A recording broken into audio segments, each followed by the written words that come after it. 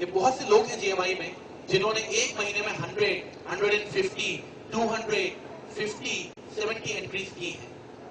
ऐसा ही होता है कि हर शख्स 20 to 100 एंट्रीज एक महीने में कर देता है। जिसकी बिल्कुल ही जान पहचान ना हो वो भी मिनिमम 10 लोगों को आसानी से इस बिजनेस में एडप्ट कर देता है, क्योंकि आप एक गोल्डन अपॉर्चुनिटी जब किसी को दे रहे होते हैं तो कोई बेवकूफ ही होगा जो इसको एक्सेप्ट ना करे। कहते हैं some people are wise and some people are otherwise, तो हमें अदरवाइज में नहीं वाइज में शामिल होना है। तो मैं सिर्फ ये कह रहा हूं कि अगर 10 से 100 लोगों की बात करें तो आप आसानी से एक महीने में ला सकते हैं, लेकिन एक छोटी सी रिक्वेस्ट आपसे करूंगा, 10 से 100 लोगों को मत लाइएगा। जो फिगर मैं यहां लिख रहा हूं, अगर उतना आप कर सकते हैं तो बस इस बिजनेस में आप कामयाब हो सकते हैं, और उतना ही कर लीजिएगा।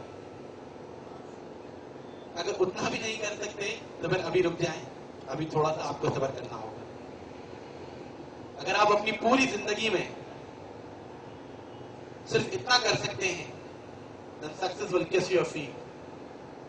But if even you can't bring 2 people in this business, then you will have to just stop right now. You can take your time. सिर्फ 2 लोगों को इस बिजनेस में आपने प्रेजेंटेशन देनी नहीं है, बल्कि दिलवानी है। प्रॉपर्ली काम सिखाना है। 2 हाथ हैं तो 2 ही लोगों को ले आए, ताकि 2 का हाथ पकड़ के चल सके।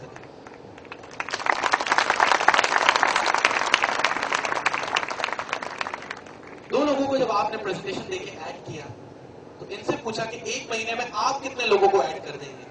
इन्होंने भी कहा 10 से 100 लोगों को। आप कहें भाई सिर्फ 2 लोगों को इस बिजनेस में ऐड कर दें, वो भी प्रेजेंटेशन दिलवा के।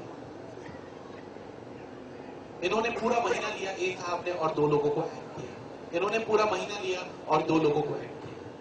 इस तरह सेकेंड मंथ में 4 नए लोग आपके डाउनलाइन में आ जाते हैं।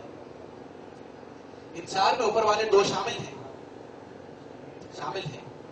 फर्स्ट मंथ के ये रहे, सेकेंड मंथ के ये रहे। इन 4 में ऊपर वाले 2 शामिल हैं? नहीं है शामिल। 1, 2, 3, 4। सेकेंड मंथ में 4 नए आए। फर्स्ट मंथ में कितने हैं? 1, 2। इनको प्लस कर दें तो टोटल कितने हो जाएंगे? 6 हो जाएंगे। थर्ड मंथ में जब थर्ड मंथ आया तो इनका तो फर्स्ट मंथ है। इनसे कहा आप एक महीने में कितने ले आएंगे? चारों मुख्तलिफ लोग हैं, एक दूसरे को जानते भी नहीं होंगे। इन्होंने भी कहा 10 से 100। आप रिक्वेस्ट कर ले मेरी तरह उनसे कि सिर्फ 2।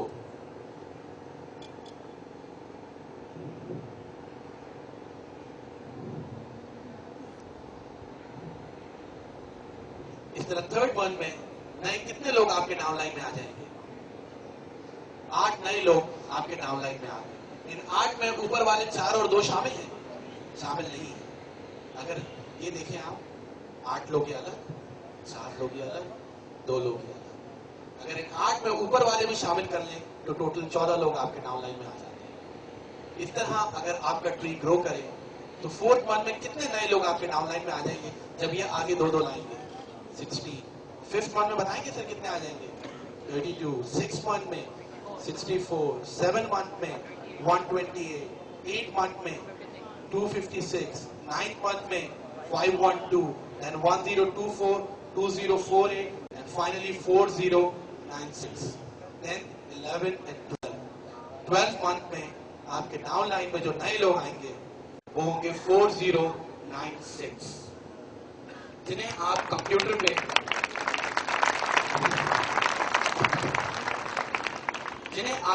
में देख सकते होंगे। आपको एक एक चीज इसी तरह कंप्यूटर पे नजर आ रही होगी, लेकिन शायद आप उन्हें जानते ना हो। मैंने इस बिजनेस में बहुत कम लोगों को ऐड किया।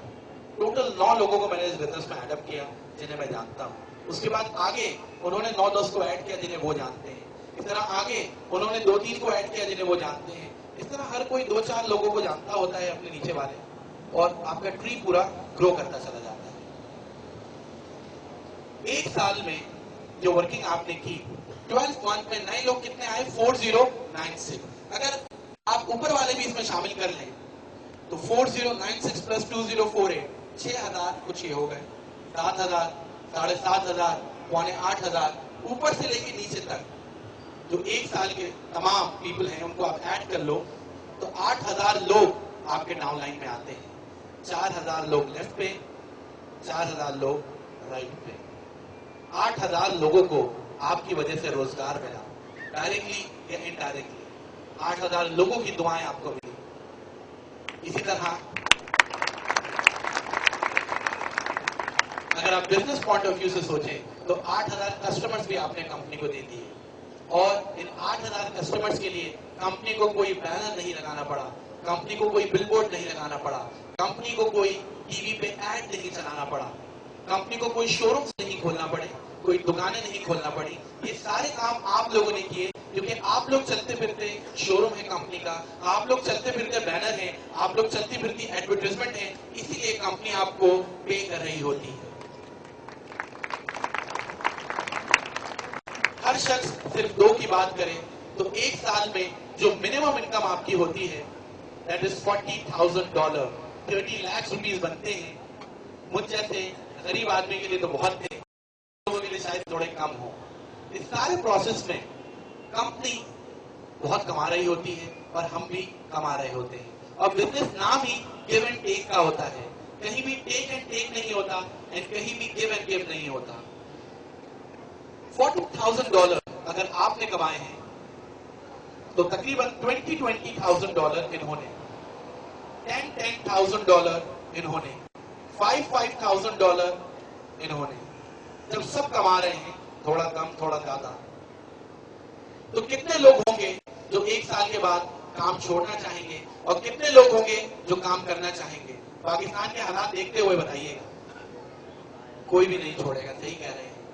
आपने कहा 100% लोग काम करेंगे, मैं कह देता हूं 50% लोग काम करेंगे और 50% लोग काम नहीं करेंगे। मैं हर चीज को थोड़ा कम करके दिखा रहा हूं।